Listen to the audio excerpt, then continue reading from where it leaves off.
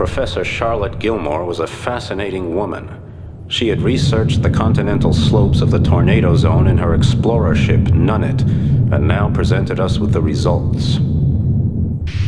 She showed us the entrance to a world of caves where a 500-year-old culture of technology and terror lurked. It was the world of the crawlers. The legends of the tornado zone spoke harshly about the crawlers. It was said they lived without light, using biological and chip implants, turning themselves into hideous patchwork fiends. They attacked stations, travelers, cargo ships, always leaving destruction in their wake, but no trace of victims on the battlefield. That gave credence to the legend that the crawlers were cannibals. Revolting and dangerous man-eaters wallowing in sediment. Gilmore had more guts than all of us put together. Alone, she'd explored the caves and tunnels of the crawler's world, pushing deep into the Earth's core. She showed us the way into that hell, and we could hear the screams of tortured victims reverberating with the grunts of their tormentors.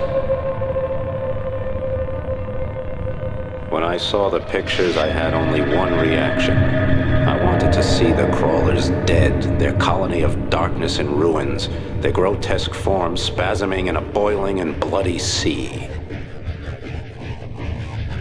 I wanted to look in the eye of their boss devil, Mad Sam Cahonen, and show him the darkest part of Deadeye Flint's soul.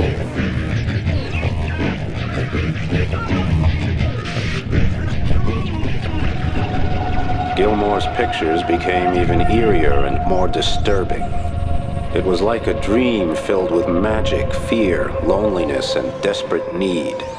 I had never felt as abandoned as I felt there, deep in the Earth's mantle, surrounded by the most horrible blackness, imprisoned, blind, deaf, and forgotten.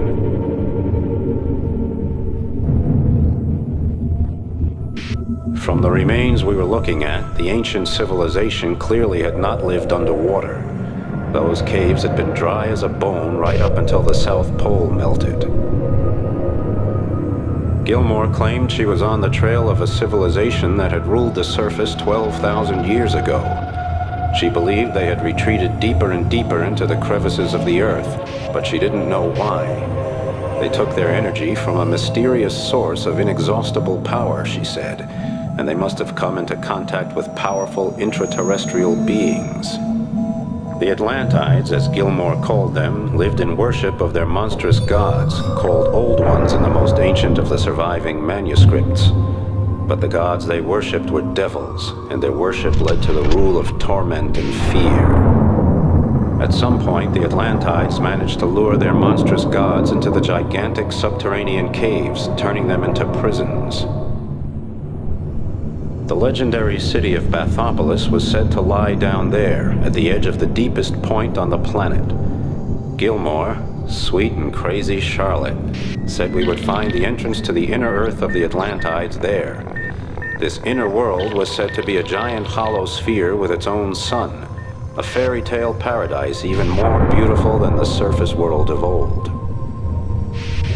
Me, I had an absolute belief that the core of the Earth was full of fluid metals, its massive nickel-iron nucleus powering the good old dynamo we call the magnetic field.